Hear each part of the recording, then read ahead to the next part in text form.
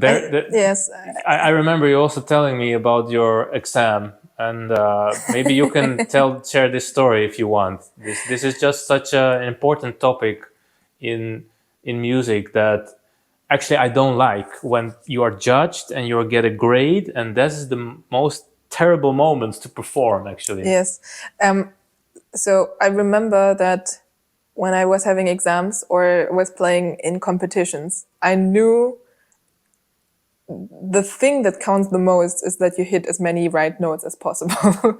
Unfortunately, it's not really about music, or like especially in the first stages of competitions. It's really about, can you play fast? Can you play clean? Yep. Is it stylistically correct what you're doing? And so in these specific moments, I could get myself under control, and I would, focus so much on playing the right notes. But doesn't that kill like the musical? Yes, it was like in myself, I was rebelling so hard against this. But I knew, okay, I have to be safe, basically. Yeah. Until my very last exam, where I played, like after it's the concert exam, basically. So I played Chopin etudes, all of them, and I really didn't care about anything. I was just, okay, I want to enjoy this moment. Yeah. And it worked well. Wow.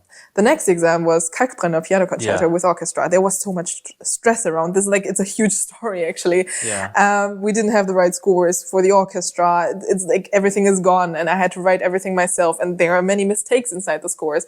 So in these 2 to 3 days that we had with the orchestra of rehearsing, it was so chaotic, and until the very last moment before the exam, I was not sure if we were able to play this, actually. So there was so much stress around that thing.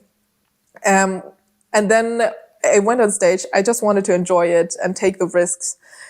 And just before the end, I started to struggle, because I was so into it. I was enjoying it so much. And then there's like this presto part, and I just, missed it, and we had to start again. But we kind of, managed to do it without making it too obvious for all of the people. But of course, it was still obvious that I was struggling. And, but it was still a big success, and I enjoyed it a lot. I think the audience enjoyed it too.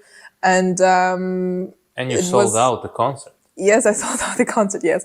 But it was decided to not give me like the highest score. the highest, the perfect score, because of that mistake. I can, of course, understand why it was like this, and I'm not sure if I would have gave myself the highest score, but simultaneously, I'm sometimes thinking, it's a moment, It's a moment, and it's really about, did you catch the audience? Are you someone who is really performing on stage and is like, has this energy to bring out into the audience, and not so much about this one moment that you missed? Yes. Now, again, it's an academic how do environment. You see an improvement to this? Like, do you see that there's possible to change or the mentality around it? And how would you do that? No, I don't want to make people feel like, okay, it's you don't have to practice, you can also play wrong notes, and that's fine. Obviously, of course not. It's always about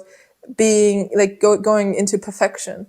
But when you are on stage and under adrenaline, it's really the passage between complete chaos and order is so small thin, and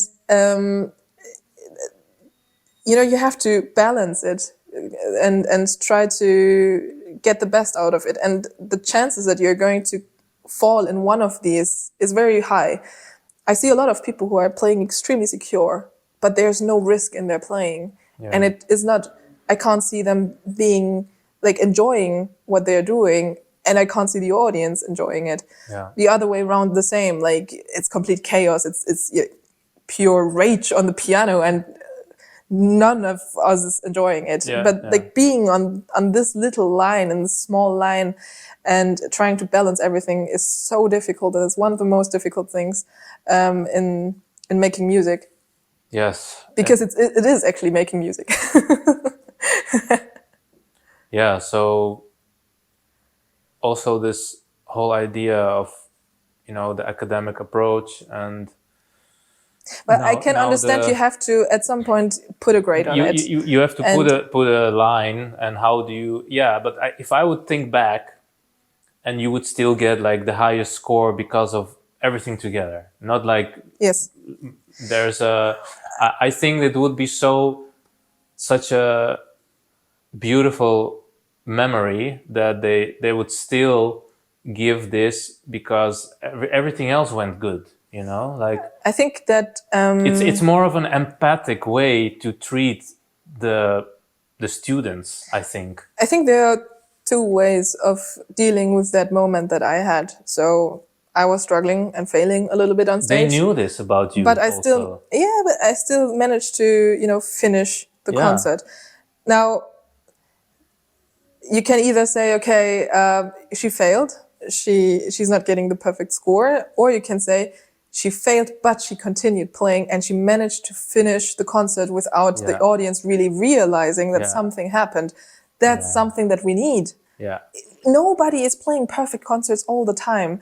And instead of encouraging the students to say, okay, hey, you have to learn how to deal with that situation, we are getting this pressure of you have to play perfectly, yeah, just like a CD. yeah, We are not CDs, we are not robots, but there are failures in human. And, I think we all should take a risk on stage, and we all should want to take the risk, because in the end we only can create this magical moments if we go all in.